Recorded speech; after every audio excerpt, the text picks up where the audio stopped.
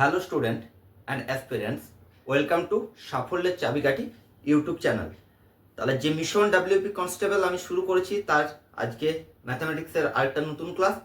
2013 সালের যে previous year question paper সেটা আজকে ম্যাথামেটিক্স প্রায় শেষ হয়ে যাবে। এরপর প্রিভিয়াস ইয়ার 2015 আমি শুরু করব। ক্লিয়ার? কারণ হচ্ছে জিকে প্রায় 2013টা শেষ হয়ে গেছে, রিজনিং কমপ্লিট হয়ে গেছে, ম্যাথ আজকে প্রায় শেষ হয়ে যাবে। এরপর 2015 প্রিভিয়াস ইয়ার কোশ্চেন পেপার আমি তোমাদের কাছে আলোচনা করব। তাহলে আজকের ক্লাসটা চটপট দেখে নাও, খুব ইম্পর্টেন্ট ক্লাস। এখান থেকে কিন্তু পরীক্ষায় প্রশ্ন আসবে, ভালো করে দেখো, খাতায় নোট ডাউন করো। কারণ আমি তো শুধুমাত্র অপশন দাগ দিয়ে চলে যাব না, আমি তো বলেছি এক্সপ্লানেশন সহ যে কোনো প্রশ্ন এক্সপ্লানেশন সহ তোমাদের কাছে সলভ করে দেখাবো। তোমরা সেগুলো খাতাতে কপি করো। ক্লিয়ার? দেখো প্রথম অঙ্কটা কি আছে। কোন বিক্রেতা 36টি লেবু বিক্রি করলে 4টি লেবুর বিক্রি দাম ক্ষতি হয়, তার শতকরা ক্ষতির পরিমাণ কত? তার বিক্রি দাম ক্ষতি হয় মানে কি? মানে যে বিক্রিত মূল্য 4টে লেবুর বিক্রিত যে মূল্য সেই দামটা তার ক্ষতি হয়। তাহলে এবারে এই টাইপের প্রশ্ন তুমি যখন দেখবে যে 36টি লেবু বিক্রি করলে, ঠিক আছে, মানে 36টি লেবু বিক্রয় করেছে, তো 36টা লেবু যদি প্রত্যেকটা লেবু 1 টাকা করে বিক্রয় করে, তাহলে 36টা লেবুর বিক্রয় মূল্য এসপি কত হবে? 36 টাকা। ক্লিয়ার? এরপর দেখো এখান থেকে কি বলেছে, 4টি লেবুর বিক্রি দাম ক্ষতি হয়, তাহলে লস কত হয়েছে? লস, প্রত্যেকটা লেবু বিক্রয় করেছে কত টাকায়? 1 টাকায়। তাহলে 4টি লেবুর বিক্রি দাম মানে বিক্রয় মূল্য, 4টি লেবুর বিক্রয় মূল্য কত হবে? 4 টাকা। তাহলে লস হয়েছে 4 টাকা। ভালো করে দেখো, তাহলে এসপি সেলিং প্রাইস বা বিক্রয় মূল্য হচ্ছে 36 টাকা, লস বা ক্ষতি হচ্ছে 4 টাকা। তাহলে এখান থেকে আমি সিপি পেয়ে যাব। কারণ হচ্ছে দেখো, শতকরা ক্ষতির পরিমাণ বা লাভের পরিমাণ এগুলো সবসময় ক্রয় মূল্যের উপর হয়, যদি না প্রশ্নে বলে দেওয়া থাকে যে বিক্রয় মূল্যের উপর বার করো। ইন জেনারেল আমরা ক্রয় মূল্যের উপর বার করবো। তাহলে ক্রয় মূল্যটা আগে জানতে হবে। তাহলে সিপি সমান কি? ক্রয় মূল্য, এসপি কত আছে? 36। তাহলে দেখো, যেহেতু আমার ক্ষতি হয়েছে, কি বললাম? যেহেতু আমার ক্ষতি হয়েছে, তার মানে কি ক্রয় মূল্যটা বিক্রয় মূল্যের থেকে কি হবে? বেশি হবে। ক্লিয়ার? তাহলে ক্রয় মূল্য যদি বিক্রয় মূল্যের থেকে বেশি হয়, তাহলে এখানে কি হবে? ক্রয় মূল্য 4 যোগ হবে। ভালো করে বোঝো, ক্ষতি হয়েছে ইন জেনারেল কি করি? ক্ষতি হলে ক্রয় মূল্য দেওয়া থাকে, বিক্রয় মূল্যটা মাইনাস করি। কিন্তু এখানে যেহেতু এসপি মানে বিক্রয় মূল্য দেওয়া আছে, ক্রয় মূল্যটা বার করব, তাহলে 4 যোগ হবে। তাহলে এটা কত হচ্ছে বলো? 40। ক্লিয়ার? বুঝতে পারা গেছে? তাহলে সিপি হচ্ছে 40, লস কত হচ্ছে? 4 টাকা। তার মানে 4 টাকা লস হচ্ছে 40 টাকা ক্রয় মূল্যের জন্য, তাই তো? তাহলে লস পার্সেন্ট কি করব? Loss divided by CP into 100, এত পার্সেন্ট। তাহলে দেখো এখানে 4 10 এ 40, তাহলে একটা করে শূন্য কাটলো, কত থাকছে? 10%। তাহলে option A is the correct answer. Clear? এইখানটা বোঝার আছে কিন্তু, এই সিপিটা কি হবে? এসপি থেকে বেশি হবে, তবেই না লস হবে। ক্রয় মূল্য থেকে যদি বিক্রয় মূল্যটা কম হয় তবে তো লস হবে। ক্রয় মূল্য থেকে যদি বিক্রয় মূল্য বেশি হয় তাহলে কি হবে? লাভ হবে, প্রফিট হবে। ঠিক আছে? যদি এখানে প্রফিট বলতো তাহলে কি হতো? এখানে মাইনাস হতো। ক্লিয়ার? কারণ হচ্ছে যারা আমার ক্রয় মূল্য বিক্রয় মূল্য মানে লাভ ক্ষতির ক্লাস দেখেছো তারা তো চটপট এগুলো করতে পারবে। যারা দেখোনি তারা আমার ম্যাথের যে প্লেলিস্ট আছে সেখানে গিয়ে এই ক্লাসগুলো দেখো। ঠিক আছে? এখানে অনেক টাইপের ভ্যারাইটিস অঙ্ক করা আছে, যেগুলো করলে তুমি কিন্তু এই অঙ্কগুলো ইজিলি সলভ করতে পারবে। ঠিক আছে? তোমার কি হয়? সেলিং প্রাইস সমান কি হয়? CP minus loss price. Clear? তাহলে সেলিং প্রাইস তোমার সিপি মাইনাস লস, সিপি সমান কি হবে? Selling price plus loss. এখান থেকে এটা পেয়েছি। ক্লিয়ার? নেক্সট অঙ্কটা দেখো কি আছে। নেক্সট যে অঙ্কটা, এটা 2013 সালের সব থেকে জটিল অঙ্ক, যেটা পড়েছিল পরীক্ষাতে। ঠিক আছে? এটার জন্য একটু সময়ও বেশি লাগবে। এই অঙ্কটা দেখো, এই টাইপের অঙ্ক সচরাচর ডাব্লিউপি পরীক্ষাতে দেখতে পাওয়া যায় না, একটা আধটা দেয়, সেই জন্য এটা খুব ভালো করে দেখো। ঠিক আছে? একটু অন্য ধরনের অঙ্ক। কি রকম দেখো, কোন সংখ্যাকে ক্রমান্বয়ে 4, 5, 6 দ্বারা ভাগ করলে যথাক্রমে 2, 3 ও 4 ভাগশেষ থাকে, সংখ্যাটি হলো। তাহলে কোন একটা সংখ্যাকে ক্রমান্বয়ে মানে পর পর 4, 5, 6 দ্বারা ভাগ করলে যথাক্রমে 2, 3, 4 ভাগশেষ থাকে, সংখ্যা কত? এর ভাষাটা ভালো করে বুঝতে হবে। ধরো সংখ্যাটা যদি কি বলেছে দেখো, আমি প্রথমে বোঝাই আগে কি ভাষাটা কি বলতে চাইছি। সংখ্যাটা যদি ধরো n হয়, প্রথমে তাকে আমি ভাগ করেছি কত দিয়ে? দেখো ভাগ করেছি আমি 4 দিয়ে। 4 দিয়ে ভাগ করার পর ধরো সাপোজ আমি ভাগফল পেয়েছি x, আর এখানে যাই হোক কিছু করে ভাগশেষ 4 এর জন্য কত পাচ্ছি? 2 পেয়েছি তো। এরপর দেখো, এরপর হচ্ছে x কে আবার আমি ভাগ করছি কত দিয়ে? 5 দিয়ে। তাহলে x কে আমি ভাগ করছি 5 দিয়ে। 5 দিয়ে ভাগ করার পরে আমার এখানে ধরো y পেয়েছি ভাগফল, আর ভাগশেষ কি হচ্ছে? 5 দিয়ে ভাগ করার জন্য ভাগশেষ পাচ্ছি 3। ক্লিয়ার? ভাগশেষ পাচ্ছি 3। এরপরে আবার দেখো এই y কে আবার আমি ভাগ করেছি 6 দিয়ে, এখানে ধরো z পেয়েছি ভাগফল, আর ভাগশেষ আমার কত পাচ্ছি? 4। ঠিক আছে, এইটা তোমার দেওয়া আছে, বার করতে বলেছে এই এনটা। বোঝো ব্যাপারটা আগে, ঠিক আছে? আমি আগে বুঝিয়ে দিচ্ছি ভালো করে, অঙ্কটা করা খুব একটা জটিল হবে না, জিনিসটা বোঝো। এইটা প্রশ্নে বলা আছে ক্রমান্বয়ে ভাগ, মানে যে ভাগফলটা পাবো তাকে তার পরের সংখ্যা দিয়ে ভাগ, আবার যে ভাগফলটা পাবো তাকে তার পরের সংখ্যা দিয়ে ভাগ। তাহলে এখান থেকে দেখো তুমি n সমান কি পাবে? n সমান এখান থেকে আমি কি লিখতে পারি? 4 × x + 2। কে বুঝতে পারলো না বলো? আশা করি বুঝতে পারো। 4 কে x দিয়ে গুণ করে তার সঙ্গে 2 যোগ করলে তো আমি n পাবো, তাই তো? ভাজ্য, ভাজক, ভাগফল, ভাগশেষ, এটা তোমরা ছোটবেলায় পড়েছো, ঠিক আছে? তাহলে এই যে ভাজক গুণিতক ভাগফল যুক্ত ভাগশেষ সমান হচ্ছে ভাজ্য। ক্লিয়ার? তাহলে এইটা গুণিত এইটা প্লাস এইটা, এটাই মনে রাখতে হবে। তাহলে এরপরে দেখো x সমান কি পাবো? x সমান পাবো 5 × y + 3। সেম y সমান কি পাবো? 6 × z + 4। এই সমীকরণ 3টে আমার প্রয়োজন। ঠিক আছে, ভালো করে দেখো অঙ্কটা, অন্য টাইপের অঙ্ক, খুব ভালো করে দেখতে হবে। এরপর দেখো এখানে কি করব? z এর ন্যূনতম মান কত হবে? 1 হবে, কারণ হচ্ছে z একটা ধনাত্মক পূর্ণ সংখ্যা। ঠিক আছে, এখানে ভাগফল যেটা পাবো সেটা অলওয়েজ আমি ধনাত্মক পাবো, পজিটিভ, প্লাস একটা কোনো পূর্ণ সংখ্যা পাবো, কারণ হচ্ছে আমার যেহেতু ভাগশেষ থাকছে তাহলে দশমিকের কোনো ব্যাপার থাকছে না। ঠিক আছে, তাহলে পূর্ণ সংখ্যা সেটা ন্যূনতম ভ্যালু কত হবে? 1 হবে।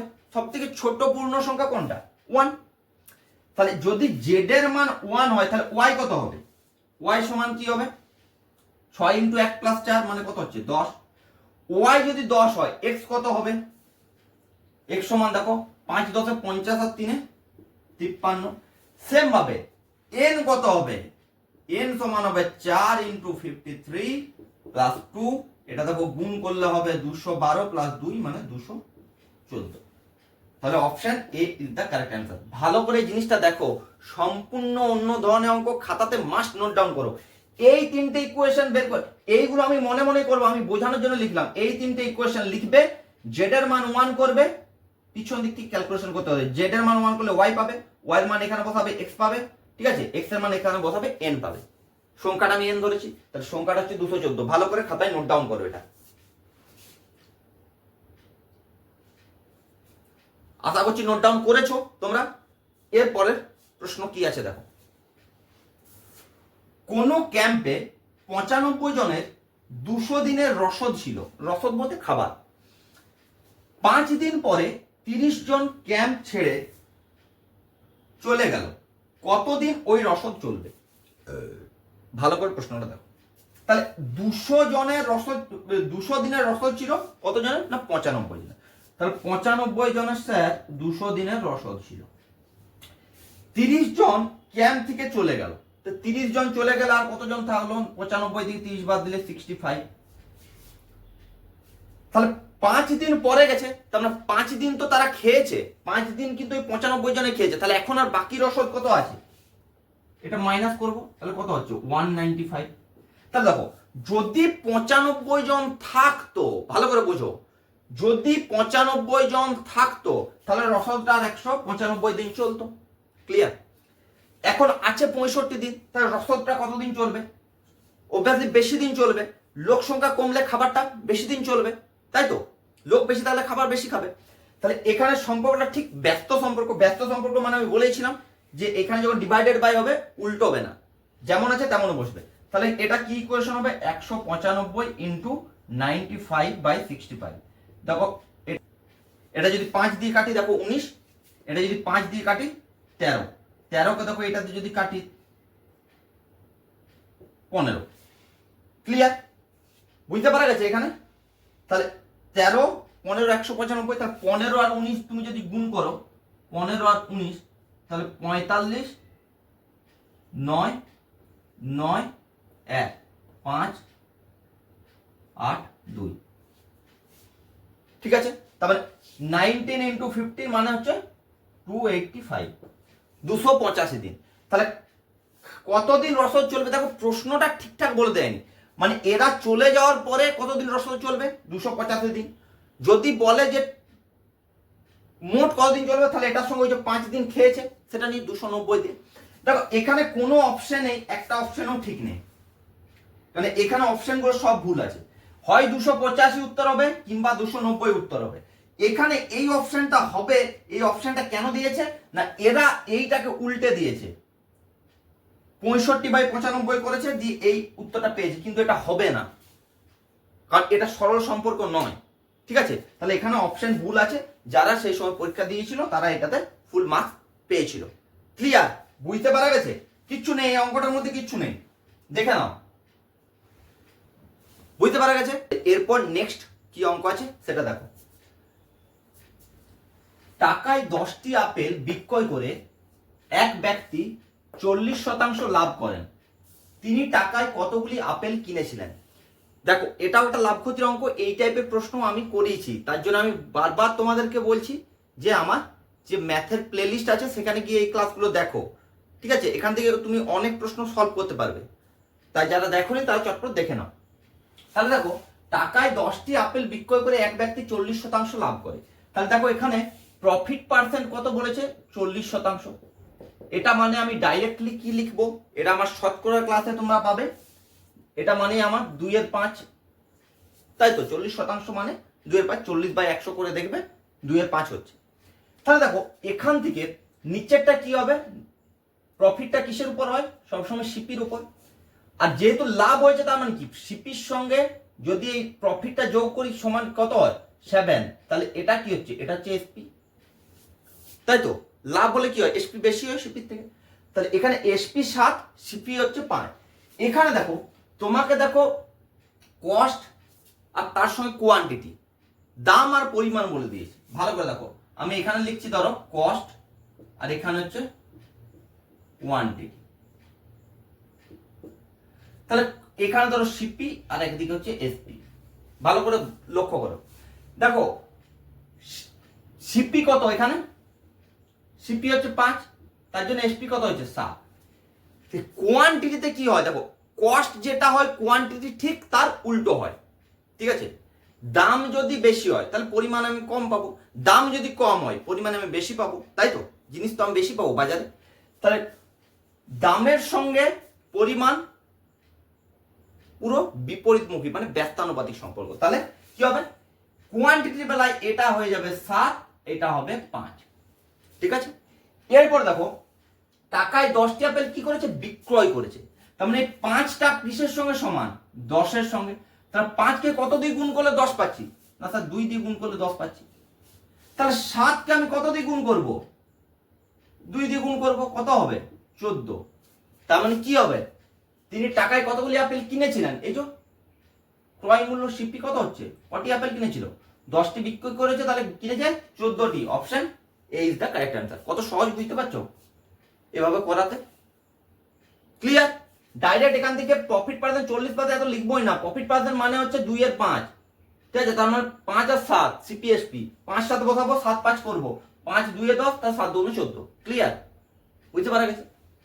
নেক্সট অঙ্কটা দেখো, সরল সুদের হারে কোনো মূলধন 20 বছরে 3 গুণ হয়, একই সুদের হারে কত বছরে ওই মূলধন দ্বিগুণ হবে? ঠিক আছে, তাহলে দেখো সরল সুদের হারে কোনো মূলধন 20 বছর কি হয়েছে? 3 গুণ হয়েছে। তাহলে দেখো তোমরা জানো পিটিআর ডিভাইডেড বাই 100 সুদটা, তাহলে পিটা ধরো একটা পি ধরে নিলাম, টিটা কত বলেছে? 20, আরটা আমরা জানি না, ডিভাইডেড বাই 100 সমান কি হবে? সুদটা কত হবে? মূলটা হয়েছে 3 গুণ, তাহলে সুদ কত হবে? 3p মাইনাস পি, মানে কত হবে? 2p। কে বুঝতে পারনি বলো? আশা করি বুঝতে পারছো। 3 গুণ হয়েছে মানে 3p হয়েছে। মোট সুদে মূলে 3 গুণ হয়, তাহলে তার থেকে আমার আসলটা কত? মূলটা কত ছিল? পি। তা 3p থেকে পি বাদ দিলে আমি সুদটা পাবো কত হচ্ছে? 2p। এখান থেকে তুমি যদি কাটাকুটি করো, এটা যদি কাটো, ঠিক আছে, এখানে পি পি কেটে গেল, 2 2 কেটে গেল, তাহলে আর সমান কত পাচ্ছ? 10%। পেয়েছো? আর সমান 10% পাবো। একই সুদের হারে বলেছে কত বছরে মূলধনটা দ্বিগুণ হবে। তাহলে মূলধন যদি দ্বিগুণ হয় তাহলে সুদ কত হবে বলো? 2p থেকে পি বাদ দিলে পি হবে সুদ। তাহলে সেক্ষেত্রে দাও পি, ঠিক আছে, টিটা জানি না, আটটা 10 বাই 100 সমান পি, তাই তো? 2p থেকে পি বাদ দিল পি, তাহলে পি পি এখানে ক্যান্সেল আউট হয়ে গেল, একটা শূন্য কাটলো, টি সমান 10। তাহলে উত্তর কি হবে? 10 বছর। এটা একটা শর্টকাট ট্রিক শিখিয়ে দিচ্ছি, দেখো কিচ্ছু করবো না, আমি এটা প্রসেসটা জাস্ট দেখালাম। 20 বছরে যদি 3 গুণ হয়, 20 অর্ধেক কত হয়? 20 অর্ধেক 10 বছরে এটা দ্বিগুণ হবে। মানে কেমন হবে সিস্টেম দেখো, 10 বছরে যদি দ্বিগুণ হয়, 20 বছরে হবে 3 গুণ, 30 বছরে হবে 4 গুণ, 40 বছরে হবে 5 গুণ। ক্লিয়ার? বুঝতে পারা যাচ্ছে? এটাই হবে। তাহলে ওই সেন্সে তুমি ডাইরেক্টলি 10 দাগ দিতে পারো যদি এই কনসেপ্টটা তোমার মনে থাকে, কিন্তু ইন জেনারেল টার্মসে তুমি এই প্রসেসটা শিখে রাখো, কারণ এগুলো সবসময় পরীক্ষা হলে নাও মনে পড়তে পারে। ক্লিয়ার? আজকের ক্লাসে শেষ অঙ্ক দেখো, খুব বড় একটা অঙ্ক, দেখে মনে হবে যে এত বড় অঙ্ক, এটা ছেড়ে দিই সময় নষ্ট হবে, কিন্তু এই অঙ্কটা ছেড়ে আসা মানে, ঠিক আছে, তুমি অনেকটাই পিছিয়ে পড়বে। এই অঙ্কটার মধ্যে কিচ্ছু নেই, দেখতেই বড়। দেখো, এক ব্যক্তি পি থেকে কিউ পর্যন্ত হেঁটে যায় এবং কিউ থেকে পি তে ট্যাক্সিতে করে ফিরে আসে। যাতায়াতের মোট সময় নেয় 16 ঘন্টা, কিন্তু সমগ্র পথ যদি ট্যাক্সিতে যাওয়ার আশা করে তবে 4 ঘন্টা কম সময় লাগে।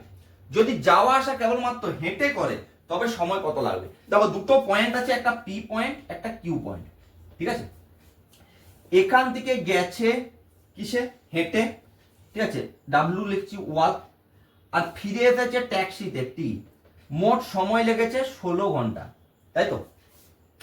যদি দুটোই ট্যাক্সিতে করেছে, যাওয়া আসা দুটোই, তখন 4 ঘন্টা কম সময় লাগে। তার মানে 16 থেকে 4 বাদ দিলে কত সময় লাগছে? 12 ঘন্টা। ভালো করে বোঝো, দুটোই যদি যাওয়া আসা ট্যাক্সিতে করে, 2t লিখেছি, ঠিক আছে, 12 ঘন্টা লাগছে। তাহলে দেখো একবার যেতে তাহলে ট্যাক্সিতে কত সময় লাগবে? টি সমান কত হবে? তাহলে 6 ঘন্টা। যাওয়ার জন্য শুধু 6 ঘন্টা লাগবে। এবারে ভালো করে দেখো, যাওয়া আসা, যাওয়ার সময় হেঁটে গেছে, আসার সময় ট্যাক্সিতে এসছে, তার মানে আসার সময় ট্যাক্সিতে কত লাগার কথা? 6 ঘন্টা। তার মানে হেঁটে যেতে তার কত সময় লেগেছে? 16 থেকে যদি 6 বাদ দিলে, তাহলে হেঁটে যেতে সময় লাগছে 10 ঘন্টা। যেতে 10 ঘন্টা সময় লাগছে, তাহলে যাওয়া আসা মিলে কত হবে? 10 ইন্টু 2 মানে হচ্ছে 20 ঘন্টা। তাহলে যদি যাওয়া আসা কেবলমাত্র হেঁটে করে তাহলে সময় কত লাগবে? Option C is the correct answer, 20 ঘন্টা। বুঝতে পারা গেছে? কিচ্ছু নেই, দেখো ভালো করে। যাওয়ার সময় হেঁটে গেছে, আসার সময় ট্যাক্সিতে ফিরে এসছে, টোটাল সময় লেগেছে 16 ঘন্টা। এটা প্রশ্নে বলা আছে। নেক্সট বলেছে যাওয়া আসা যদি দুটোই ট্যাক্সিতে করে তাহলে 4 ঘন্টা কম সময় লাগে। 4 ঘন্টা কম মানে কি? 16 থেকে 4 বাদ দিলে 12 ঘন্টা, ঠিক আছে? দুটোই ট্যাক্সি মানে 2t ওই জন্য লিখেছি। তাহলে যদি শুধু যাওয়া বা শুধু আসাটা যদি ট্যাক্সিতে হয় তাহলে কত সময় লাগবে? 6 ঘন্টা লাগবে। তাহলে এসে যদি ট্যাক্সিতে 6 ঘন্টা লাগে, তাহলে হেঁটে যেতে কত সময় লাগবে? টোটাল 16 ঘন্টা লেগেছে, তাহলে 6 ঘন্টা বাদ দিলে আমি 10 ঘন্টা পাচ্ছি। তাহলে যাওয়া আসা দুটোই যদি হেঁটে হয় তাহলে 10 ইন্টু 2 20 ঘন্টা। কত সহজ, বুঝতে পারা যাচ্ছে? তাহলে ক্লাস কেমন লাগলো কমেন্টে জানাও। তোমরা আর কি কি টাইপের ক্লাস চাও সেটাও জানাও। এই মিশন চলতে থাকবে, এই মিশনের ক্লাস মিস করো না, ঠিক আছে? আমি তোমাদেরকে ঠিক সফল করব, ঠিক আছে? এই উদ্দেশ্য নিয়েই আমি ক্লাসগুলো শুরু করেছি। যারা এখনো চ্যানেলটা সাবস্ক্রাইব করনি চটপট সাবস্ক্রাইব করে দাও, আর এই ক্লাসগুলো তোমাদের বন্ধুদের মাঝে শেয়ার করে দাও।